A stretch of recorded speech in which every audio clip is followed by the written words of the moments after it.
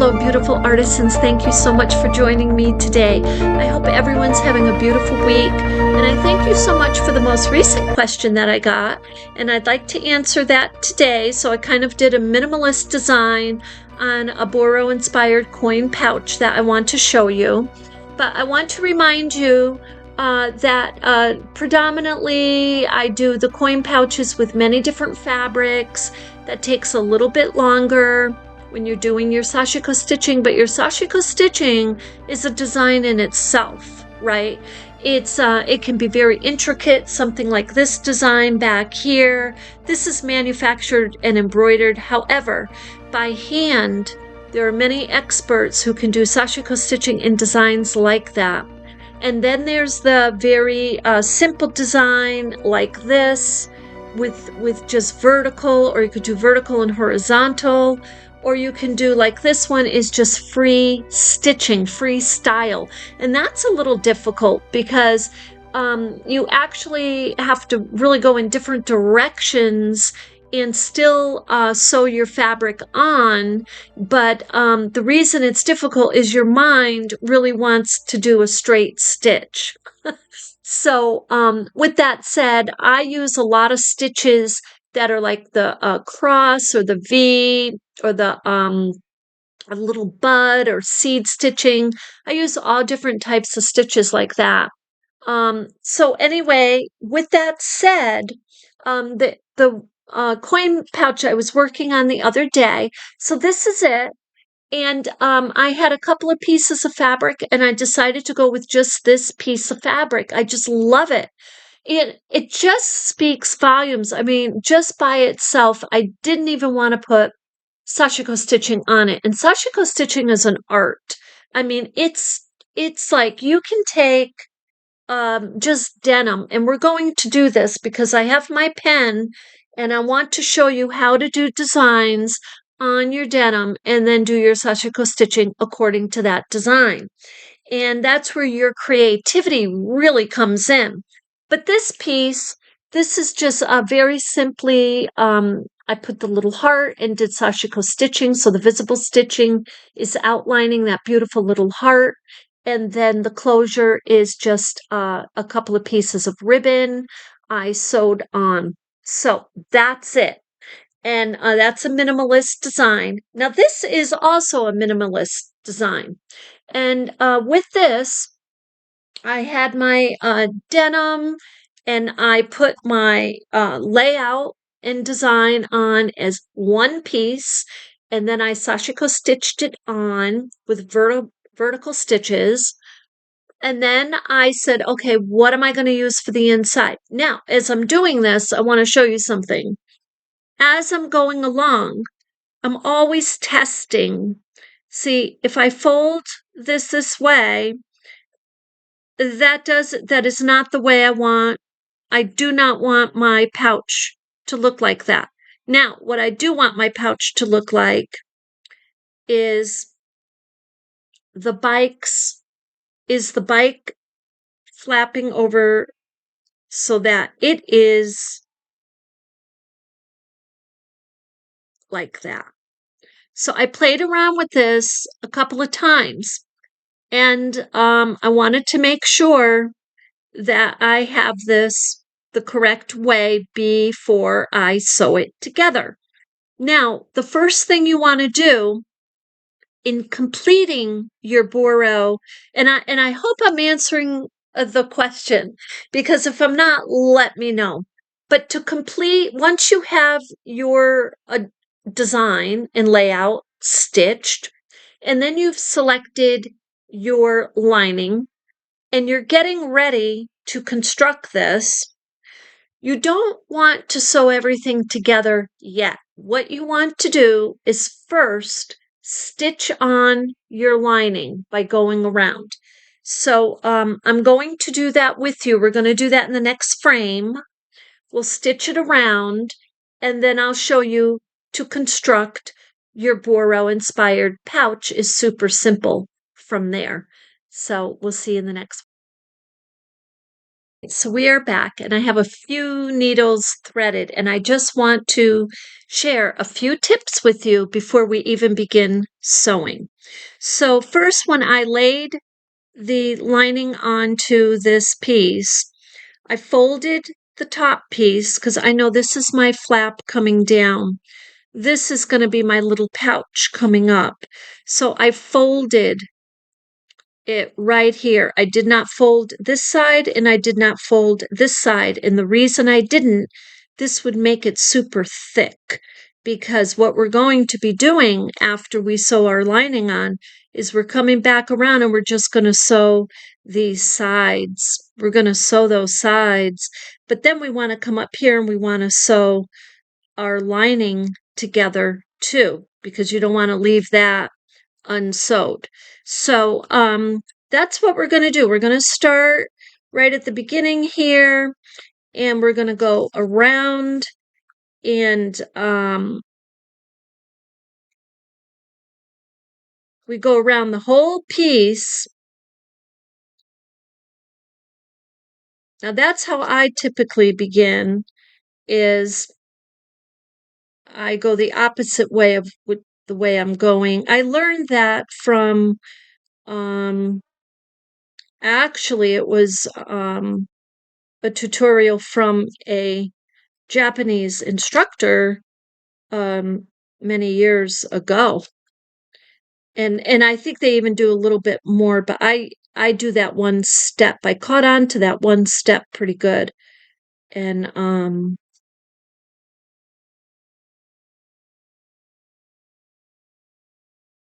okay, so we're going to go straight around and take your pins out as you go.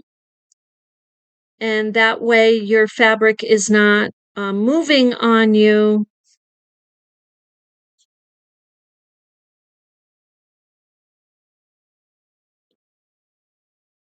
And I always stop every few stitches. You probably, if you've been watching me any amount of time, you know that I do that. And it's just automatic, because the tighter this is, the nice, neat, clean, the stitches will, they'll stay in place much better. So now a lot of people, they may use their pen to draw lines. If you want to use your pen and a ruler to draw a line and follow that line, you can do that too.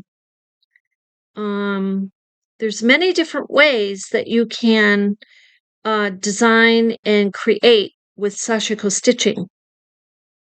So now here, I just want to bring this, I just want to show you this, because this is something you want to be mindful of when you're stitching. You turn over this way, you see how this is overlapping a bit like that. It's we will trim that after, but what we want to do is make sure that we are sewing our design piece, our base, and our lining. We want to catch all three of those, because we're going to come back around and trim. So you want to make sure that you're inside your margin enough that this lining is getting sewed on in a manner that all three of your fabrics are being caught. Because if you miss them, that's okay. You can go back and do another stitch. And see, I'm just double checking. I'm going to show this to you. See, all those stitches are caught. Those are all sewed. So that's very good, because then I can come back around after and trim them without worrying about cutting any of my stitches. So if your stitches are inside a little bit, that's all right. The only other thing you want to consider is measuring. If you want your pouch to be, let's say you want your pouch to fit your phone. So you want to, give yourself an extra inch all around, just to make sure you have the right measure going on. And that way, if you have extra's better than not having enough. Okay, and now we're just going to continue, and we will turn this, and we go right along this fold, and we make sure that it's folded enough so that the stitches are all caught, and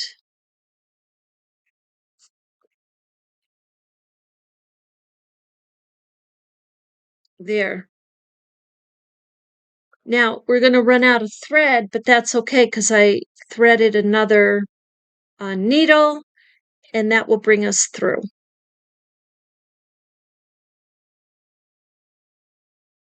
And this, I unfolded this a tiny bit. I probably should have left my needle in. There we go.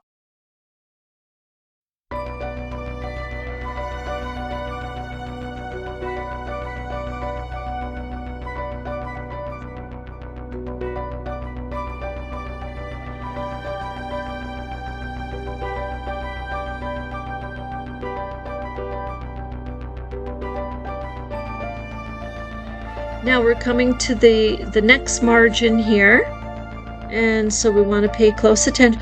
Don't let this throw you off. It just means that that's extra there. It doesn't mean that it's uneven.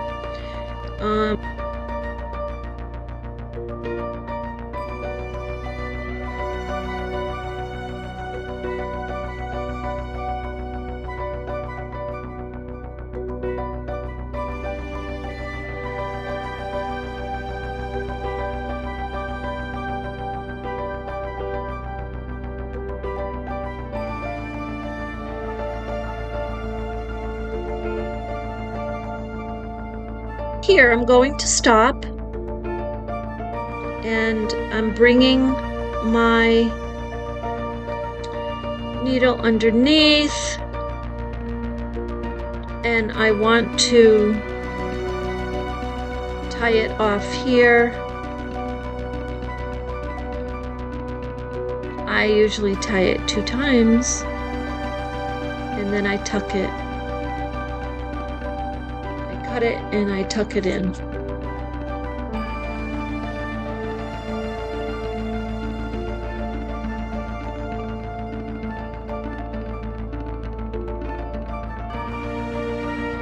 And I have my second needle waiting so we can complete this project here.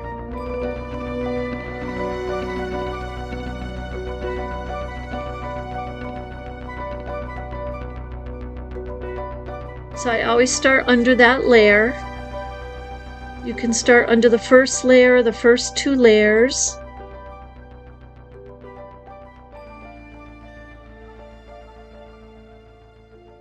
And we just continue.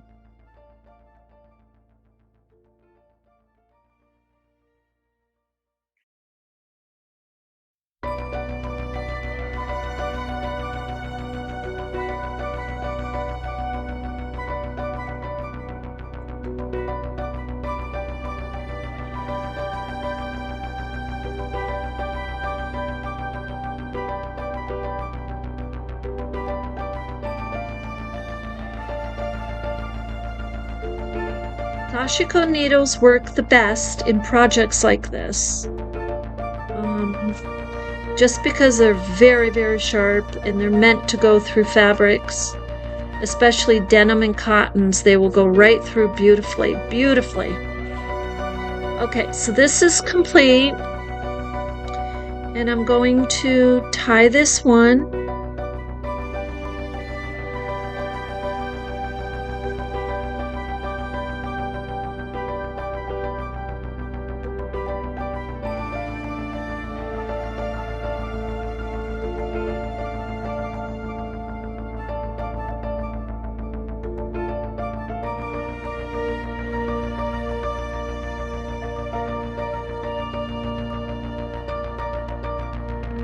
Now, we're going to turn it over, and we're going to trim that. And we're keeping the measure of our top piece. That's our guide. We don't want to cut that top piece. We're just cutting the excess of the lining. That's all, that we're cutting the excess of the lining. And we'll do this side.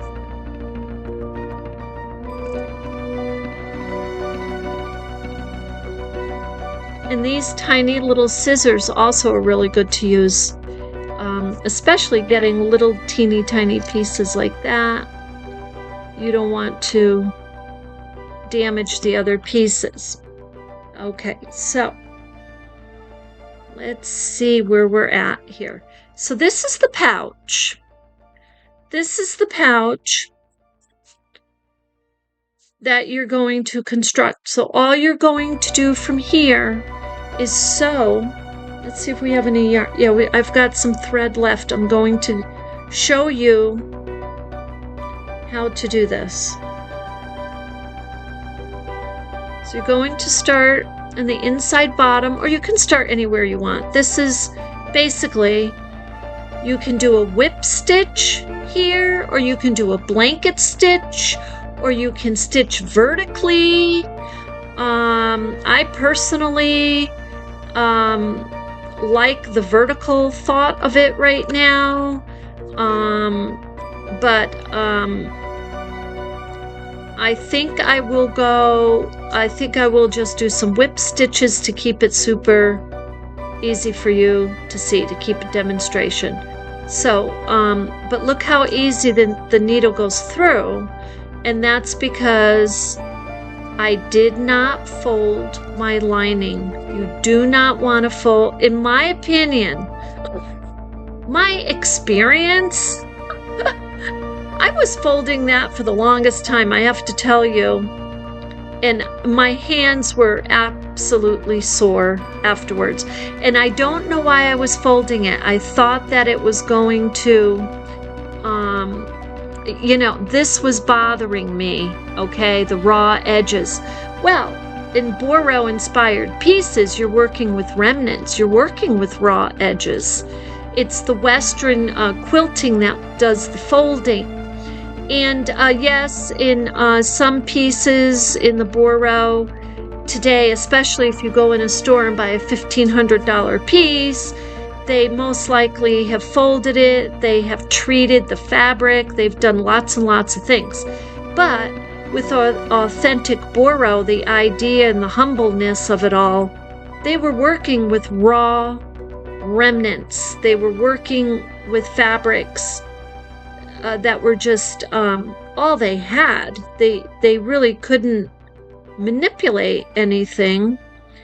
And but in sewing them together with sashiko stitching, with running stitches, with visible stitching, not worrying about that stitching not showing, they're able to create a piece where all these remnants are cohesive. They work. That's how it works. And so anyway, this is, look, this is all there is to it. And like I said, you can use different stitches, but basically this is not a difficult piece, right? So now, because I'm at the end here, I'm going to end this because I need to get more thread, and I go inside of it and tie, and then tuck it down so it's not showing, and it's embedded in the fabric. And to do that, you just, if you haven't seen this method, it's super duper simple. You just make a knot a little ways away from your fabric, and then you're going to pull your needle through underneath that first layer of your fabric, and you're pulling it so that your knot is going to be underneath. And then you take your scissors and you cut it, and then guess what? That thread is not showing. There's a knot. It's nice and clean. So that's how you continue along with this. You do the same thing on this side, and then you do the very same thing going around here. Or like this one, I went all the way around. This one, I did a blanket stitch here, and I just sewed it here. There's many different ways you can sew your fabrics onto your pieces. So this one, I have it kind of overlapping. I want the whole thing to show like that. This one, I didn't want this to cover up the seam. I wanted that jean seam to show because I thought that was decorative. So now I hope that helps, and let me know if your coin pouch comes out okay. If you have any other questions, I'm going to continue sewing this, and then I'll show you it completed in the next frame. Hey everyone, we are back, and our little coin pouch is complete. Now when you're sewing along your edges here, you want to make sure you just give between your little pouch and your flap a few extra stitches to make sure it's nice and secure, and then do the same on this side. Now if you want, you can put stitches around here. I put some as I was coming up this flap. I just stitched some sashiko stitching straight across. I really like the black, so I brought it straight across, and I just did more freestyle whip stitches around. And you know, that gives it kind of a little bit of a rustic boho type of feel and look. And anyway, so I hope that answers some questions. And if you have any other questions, let me know. If you were looking for something different and this wasn't exactly what you were looking for, let me know. I'm more than happy to amend and to get it right so that your question is answered.